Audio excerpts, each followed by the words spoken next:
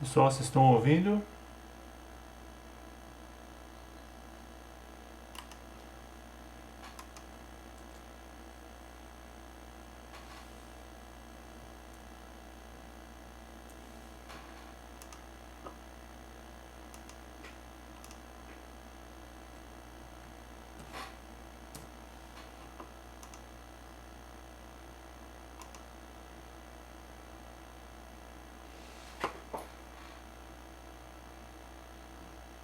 Alguém me retorna aí se o áudio tá chegando direitinho, por favor.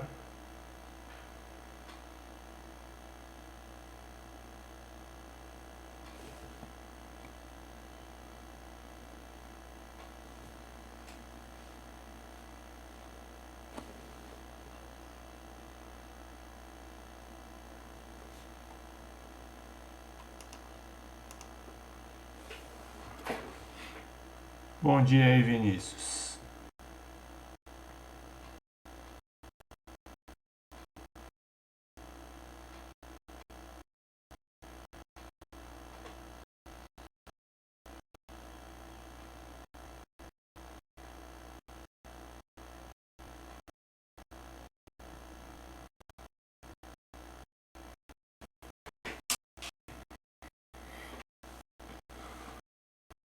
Bom dia,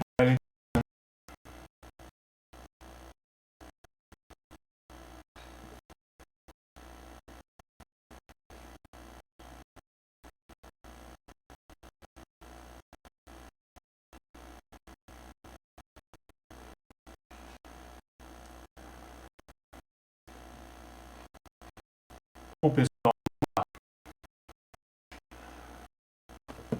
Hoje a gente vai ver mencionamento de fios. Então vamos ver algumas coisas aí que foram dadas. Primeira coisa, a gente tem três tipos: o unipolar, que é o de 1, o bipolar, que é o duplo para 2 fases, e o tripolar para 3 fases. E os fios que a gente utiliza normalmente numa residência com as suas respectivas cores. Toma cuidado só para ver se o fio tem o selo do Inmetro, tá? Que é a única garantia que você tem que o fio foi certificado.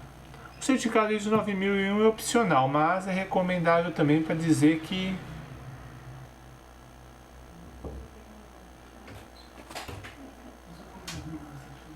então o C20 é o tipo do disjuntor aí.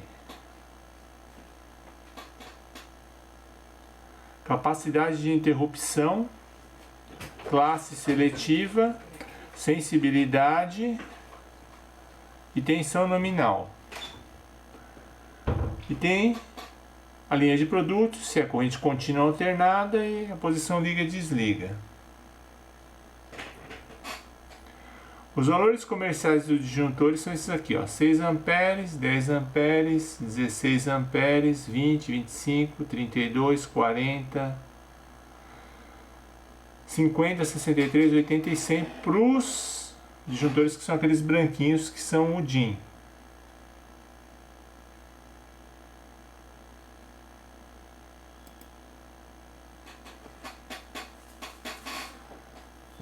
Os tipos de disjuntores que tem no mercado: tipo B, tipo C e tipo D. Então o disjuntor tem essa letrinha aqui, ó, antes ou depois do valor da corrente. O que significa essa letrinha aí? Quando for tipo B, significa que a corrente de ruptura é 3 a 3,5 vezes o valor da corrente nominal. Ou seja, o que é a corrente de ruptura? Quando eu ligo um equipamento,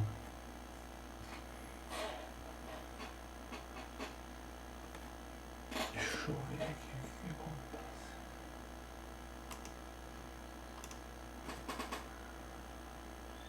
Deixa eu retomar aqui a...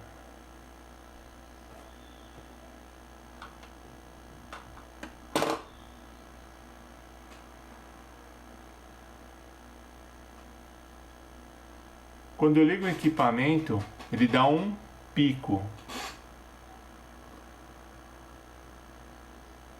Nesse pico, aí ele faz o quê?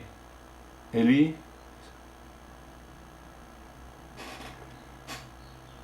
tá tendo, vamos lá, tá tendo alguns atrasos no YouTube aqui, mas sem problema. Corrente de ruptura 3,5 a 5 vezes, ou seja, quando eu ligo o equipamento ele dá um pico de corrente. Quando você liga alguma coisa, sempre dá um pico de corrente para depois estabilizar. Esse pico na curva B é 3 a 5 vezes maior, ou seja, se o disjuntor é 10, em um curto período de tempo ele suporta 30 a 50 amperes. Quando você usa ele, chuveiro, aquecedor, qualquer carga resistiva, e nas TUGs você usa o tipo B. Então quando eu ligo o equipamento, ele dá o pico, e aí volta. Então ele suporta por um pequeno período de tempo esse 3 a 5 vezes a corrente normal. Curva C.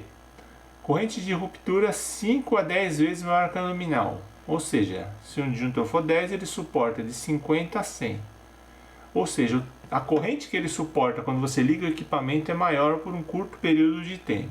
Quando você usa isso, ar-condicionado, bomba de piscina, micro-ondas, geladeira, iluminação fluorescente, LED, máquina de lavar, qualquer outro equipamento que não seja uma carga resistiva. Então ele faz esse pico de 5 a 10 vezes. Então nesses casos você usa a curva tipo C.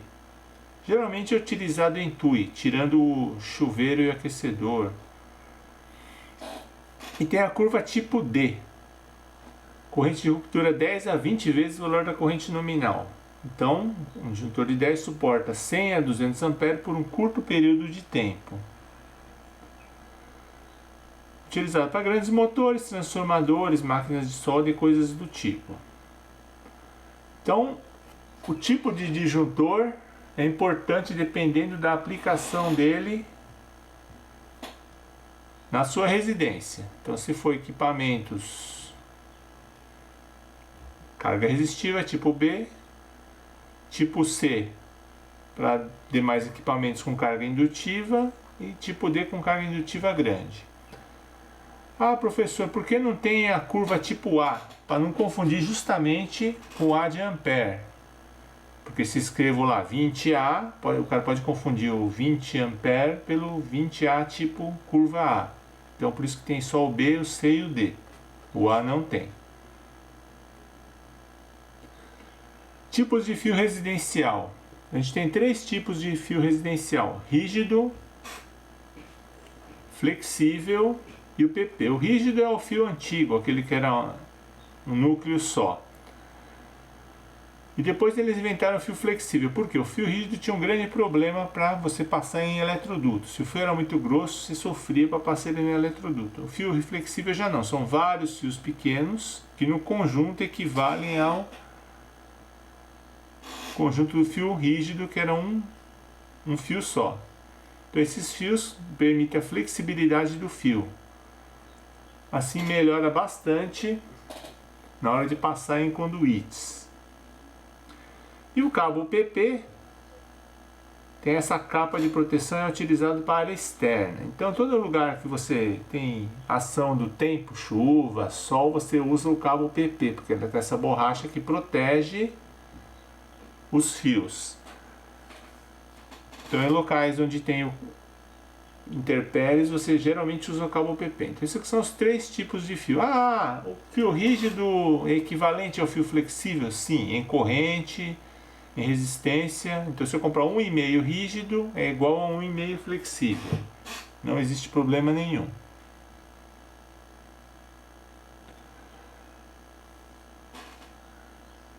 Padrão de cores. Então existe uma norma que gere o padrão de cores dos fios a serem utilizados. NBR 5410/2004. Nesse item aqui ele fala sobre os padrões de cores.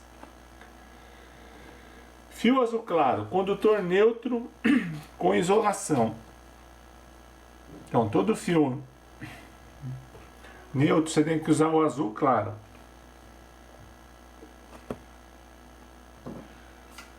Para terra, você usa o fio verde ou verde e amarelo. Verde e amarelo é aquele brasileirinho. Então você pode usar o verde ou verde e amarelo para fio terra. Esses dois são os únicos que têm padrão de cores. O fio fase pode ser qualquer outra cor. Vermelho, preto, branco, amarelo, tanto faz. Você só usa o amarelo se você estiver usando verde e amarelo aqui, para não confundir.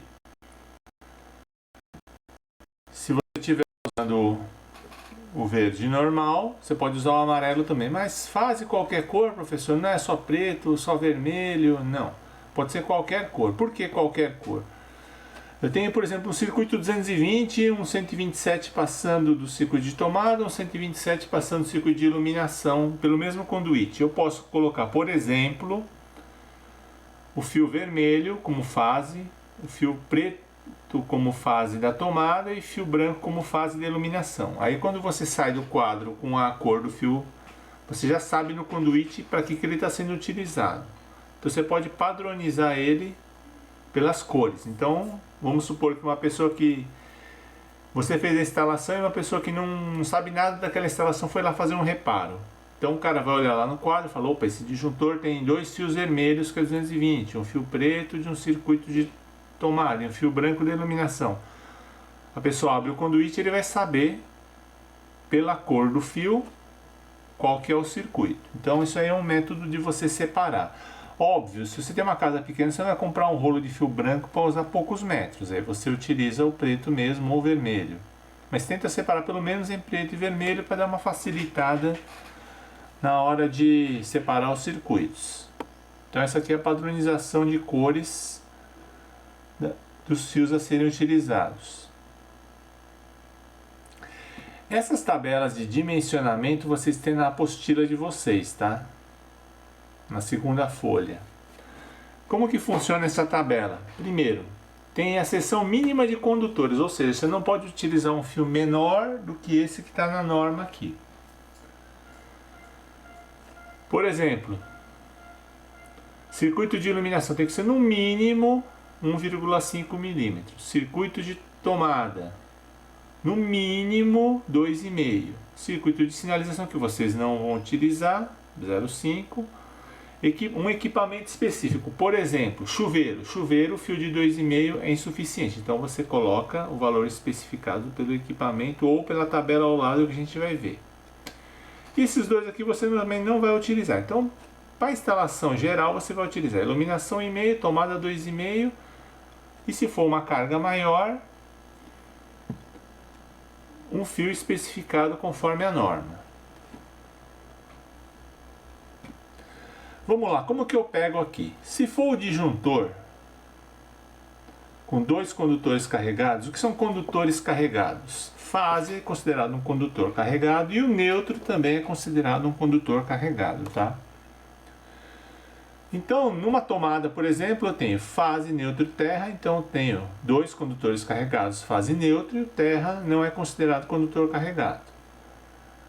Na entrada da casa eu tenho duas fases e o neutro, então é considerado 3 condutores carregados. Então o neutro é sempre considerado um condutor carregado. Então o que acontece aqui? Eu tenho aqui, ó, por exemplo, seção do fio 1,5, ele suporta 17,5 amperes para 2 condutores carregados, ou seja, para distribuição ele suporta 17,5 amperes. Fio de 2,5 suporta 24 amperes. Fio de 4, 32. Fio de 6, 41. Ou seja, vamos supor que meu dispositivo gasta, sei lá, 30 amperes. Que fio que eu utilizo aqui? Então você vem pela corrente, opa, 24 não vai dar, 32. Então 32, eu vou utilizar um fio de 4 amperes.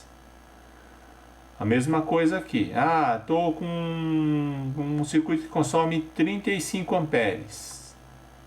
Então, 32 não, 35, então eu vou utilizar um de 41 amperes, então eu vou utilizar o fio de 6. Então aqui é sempre a corrente que o fio suporta, que tem que ser maior do que o de consumo. E aqui eu tenho a seção nominal do fio.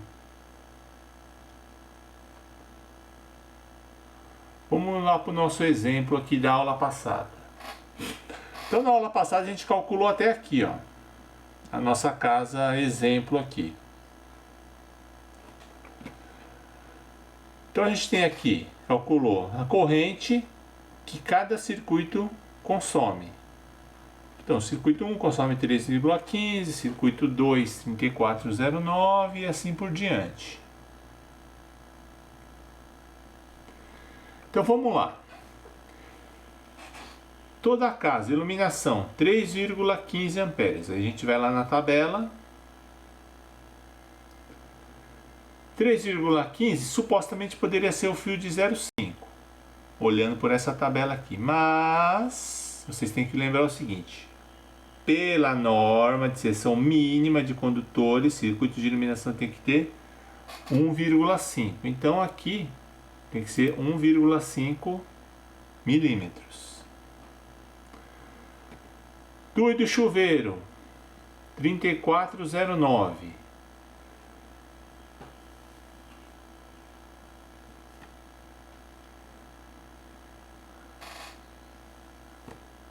E aí o que acontece? 3409, a gente sobe lá no fio do chuveiro, a gente vai ter fio de 6 milímetros, que suporta 41. Aí tem lá, micro-ondas, seção mínima 2,5, então todo o resto aqui a gente vai considerar 2,5. Qual é a capacidade do fio? O fio de 1,5 tem capacidade de 17,5.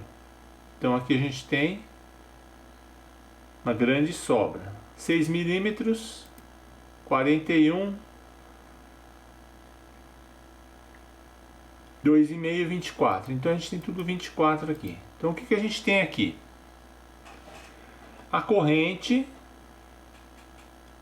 tem que ser sempre menor do que a capacidade do fio, sempre com uma sobra. Você vê que tem uma sobra.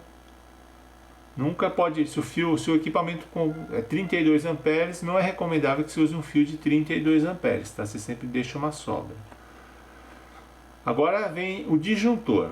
O valor do disjuntor, vamos lembrar, o disjuntor protege contra sobrecorrente, ou seja, ele vai proteger o fio. Aqui é o que você tem que prestar mais atenção. Aqui você só coloca o fio maior do que a corrente. E aqui o disjuntor tem que ser menor do que a capacidade do fio, porque se for maior o fio vai derreter. E tem que ser... Então ele tem que ser menor que a capacidade do fio e maior do que a corrente. Então ele tem que estar entre 3,15 e 17,5, entre 34,09 e 40. Então tem que estar entre esses dois valores aqui. Qual que é a proporção ideal aqui de um para o outro? 70%. Aí vem a regra do 70%. Tentem não ultrapassar muito o valor dos 70%, tá? Vamos supor aqui, por exemplo, 3,15. O fio suporta 17,5.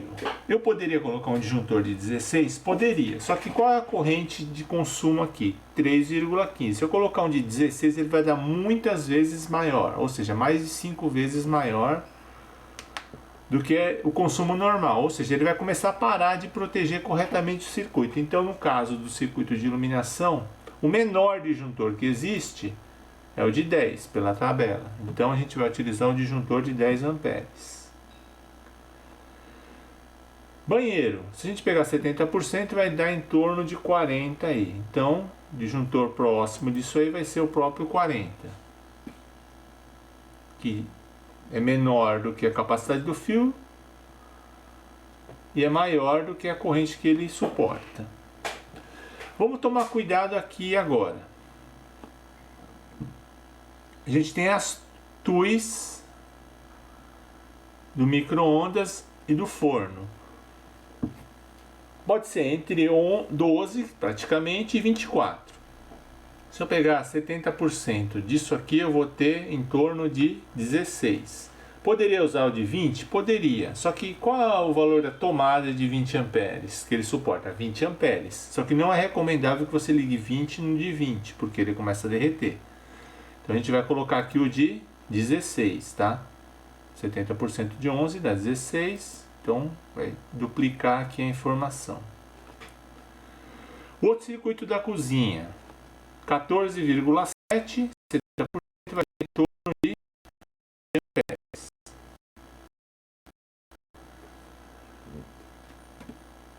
E no quarto e sala, a gente vai colocar aqui, vai dar 16 amperes. No caso de circuitos secundários aqui, quando a casa é pequena, a gente não precisa considerar o valor do fator de correção, tá? A gente vai ver numa outra agenda mais para frente quando ele é utilizado. Então, praticamente, a gente tem o que? Regra: disjuntor nunca pode ser maior do que a capacidade do fio. E ele sempre tem que ser maior do que o valor da corrente. Aí se você olhar aqui, por exemplo, aqui, ó, vamos pegar o valor das TUGs, ó. Somando as TUGs de toda a casa aqui, 8,66, e tem um disjuntor de 16, ou seja, tenho quase o dobro do valor. Aí fala, professor, mas a pessoa ligou um negócio aqui de, sei lá, 1000 watts.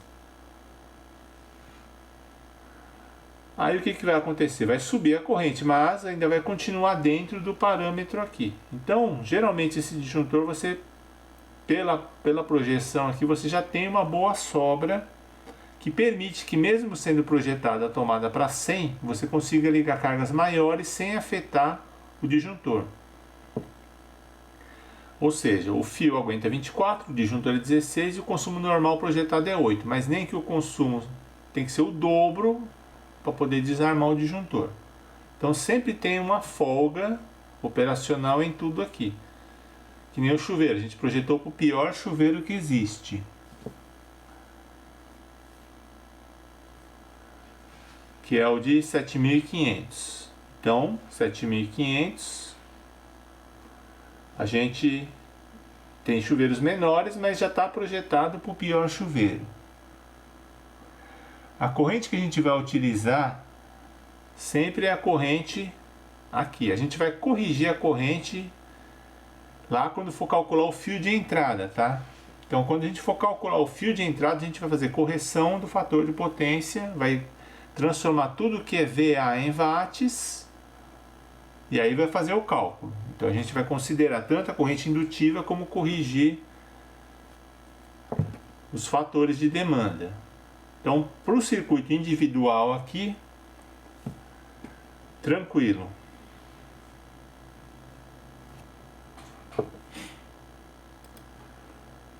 Vamos lá, o exercício que vocês têm que fazer aqui.